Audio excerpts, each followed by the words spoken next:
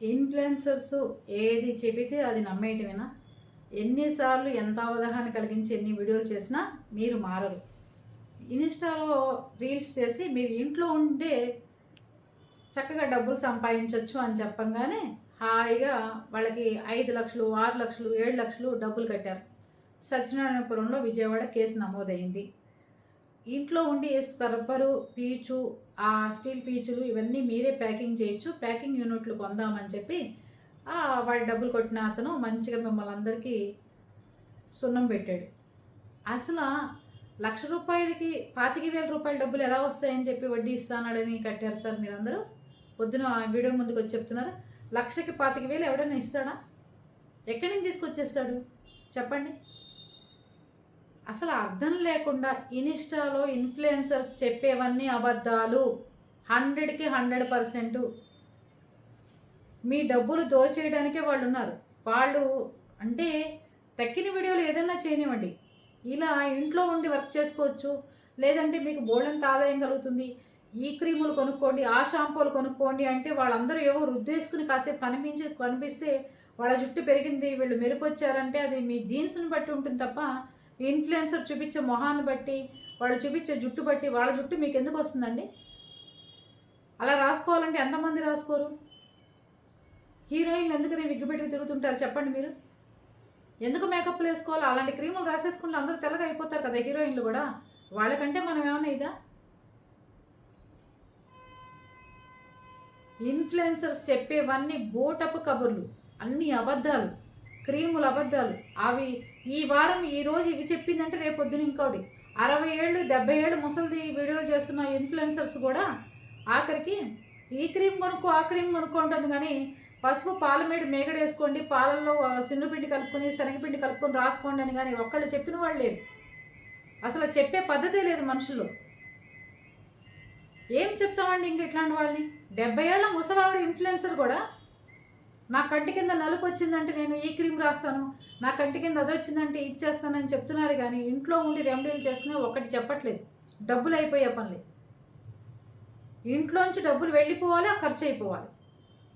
ఈ ఇన్‌ఫ్లుయెన్సర్స్ వీడియోలు చేసేస్తే ఇన్‌స్టాలో కనీసం కోట్ల రూపాయలు, వందల కోట్లు 4,000 మంది బాధితులట.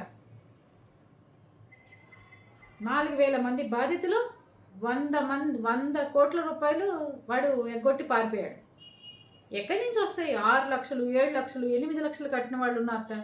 మాకు తినడానికి లేదండి అన్న వాళ్ళు ఎక్కడి నుంచి తీసుకొచ్చి ఇచ్చారమ్మా? మరి తినడానికి లేనప్పుడు ఎందుకు ఇస్తాడమ్మా 1,00,000కి 25,000 రూపాయలు? వాడి దగ్గరే ఉంటే వాడే బిజినెస్ చేసుకుంటాడుగా. ఇంకోటి చెప్తున్నాను పోలీసులకు కూడా, ఏ ఇన్‌ఫ్లుయెన్సర్స్ అయితే వీడియో చేసి మీరందరూ జాయిన్ అవ్వండి అని చెప్పాడో అతని దగ్గర నుంచి డబ్బులు వసూలు చేసి, ఏ ఇన్‌ఫ్లుయెన్సర్స్ అయితే ఇలాంటి మోసాలు చెప్తున్నారో వాళ్ళ దగ్గర నుంచి డబ్బులు తీసుకొచ్చి వాళ్ళ ఇళ్ళ దగ్గరికి వెళ్ళి వాళ్ళ ఆస్తులు జప్తు చేసి ఆ డబ్బులు తీసుకొచ్చి పేద ప్రజలకు కట్టండి. పారిపోయిన వాడి కోసం వెతుకుతారు ఎందుకండి? అడ్వర్టైజ్మెంట్ ఇచ్చిన వాడి కోసం వెతకకుండా ప్రజల్ని మోసం చేసి ఒక ఇన్‌ఫ్లుయెన్సర్ అంటే ఏంటంటే తన వీడియోలు తను పెట్టుకోవాలి, ఎక్కడైనా జరిగినవి చూపించాలి వరకే. కానీ తప్పుడు వార్తలు, తప్పుడు న్యూస్లు తీసుకొచ్చి చూపించి యూట్యూబ్ మనకి మనీ ఇస్తుంది. యూట్యూబ్ మనకు ఒక ప్లాట్ఫామ్ ఏర్పాటు చేసిన తర్వాత దాన్ని మోసం చేయటం ఏంటి మనుషులు? ఏ ఇన్‌ఫ్లుయెన్సర్స్ అయితే ఇలాంటి పనులు చేస్తున్నాడో ఆ ఇన్‌ఫ్లుయెన్సర్ ఆస్తులు జప్తు చేయండి. ఆ ఇన్‌ఫ్లుయెన్సర్ దగ్గర నుంచి డబ్బులు తీసుకొచ్చి వీళ్ళందరికీ కట్టండి. అప్పుడు ఇంకో ఇన్‌ఫ్లుయెన్సర్ ఇలాంటి పనులు చేయడానికి భయపడతాడు. అంతే కదా? ఆ ఇన్‌ఫ్లుయెన్సర్ మీద కూడా కేసులు పెట్టండి. వాళ్ళ ఛానల్స్ని శుభ్రంగా ఇచ్చేసేయండి. ఛానల్ కనిపించకుండా యూట్యూబ్ కంప్లైంట్ పెట్టండి. ఇవన్నీ చేసుకోకుండా ఇవాళ ఇతను చేస్తాడు, రేపొద్దున ఇంకో ఆవిడ వస్తుంది, ఇంకో ఆవిడ అయిపోయిన తర్వాత ఇంకో ఆవిడ వస్తుంది. వాళ్ళు మాత్రం ఇళ్ళ మీద ఇళ్ళు కట్టుకుంటూ పోతుంటారు. వాళ్ళ ఇంట్లో తాటికాయ కానీ, కొబ్బరికాయ కానీ, మామిడికాయ కానీ పోయితే బాధపడిపోయి విలవల్లాడిపోతుంటారు. యువతల వాళ్ళ ఇంట్లో ఏది పోయినా వాళ్ళ మూలంగా ఎంత నష్టపోయినా వాళ్ళకి అవసరం లేదు. డబ్బులు అందరివే కదండి. ఇంట్లో ఉంటే ఎందుకు వస్తాయండి మీకు అంత డబ్బులు? ఎందుకు వస్తాయి? అమెరికాలో ఉన్న యూట్యూబర్స్ కూడా చాలామంది మీరు 9th క్లాస్ చదివారా, 10th క్లాస్ చదివారా? అయితే మీరు ఇంట్లో ఉండి ఈ వర్క్ ఒక స్మార్ట్ ఫోన్ ఉంటే చాలు, ఇంట్లో ఉండి మీరు ఈ వర్క్ చేయొచ్చు అంటే వాళ్ళే చేసుకుంటారుగా. అక్కడ వాళ్ళకి బేవర్స్గా వస్తుందంటే ఎన్ని పనులైనా చేస్తున్నారు అక్కడ కూర్చుని వాళ్ళు. టేబుల్ తుడుస్తారు, ప్లాస్టిక్ కవర్లు ఎత్తుతారు, డస్ట్బిన్లు చేస్తారు, ఎన్నైనా చేస్తారు. వాళ్ళే చేసుకోవచ్చుగా. అక్కడ వాళ్ళేమో డాలర్లలో డబ్బులు సంపాదించి మళ్ళీ ఇలాంటి ఫేక్ ప్రమోషన్స్ ఇచ్చి జనాన్ని నాశనం చేస్తున్నారు. ఏ అమెరికాలో యూట్యూబర్నైనా చూడండి, వాళ్ళలో లక్షల్లో ఫాలోవర్సు, ఇళ్ళ మీద ఇల్లు కట్టుకుంటూ ఉంటారు, డాలర్లలో డబ్బులు సంపాదిస్తున్నారు, మొగుడు పెళ్ళం సాఫ్ట్వేర్ కంపెనీలో పనిచేస్తున్నారు. మళ్ళీ ఎదురు మీ దగ్గర స్మార్ట్ ఫోన్ ఉందా, 9th క్లాస్ చదివినా పర్వాలేదు, మీరు ఇంట్లో ఖాళీగా ఉన్నారా, ఇంట్లో కూర్చుని ఏం పని చేయాలో తెలియట్లేదా, అయితే మీరు ఇలా చేసుకోండి అని చెప్తున్నారు. అది చూసి వాళ్ళ అక్క చెప్పింది, ఈ కొప్పు చెప్పింది, ఈ ముసలమ్మ చెప్పింది, ముతకమ్మ చెప్పింది అని చెప్పి మీరు చేరుతారు. ఆ డబ్బులు పోతాయి. ఏం చేయాలి అప్పుడు? ఏం చేస్తారు చెప్పండి? అందుకని ఇన్ఫ్లుయెన్సర్స్ అందరూ అంటే 100%లో 95% ఫ్రాడే. ఏదో టైంలో ఏదో ఒక రోజు ఏదో రకంగా చేస్తున్నారు వాళ్ళు.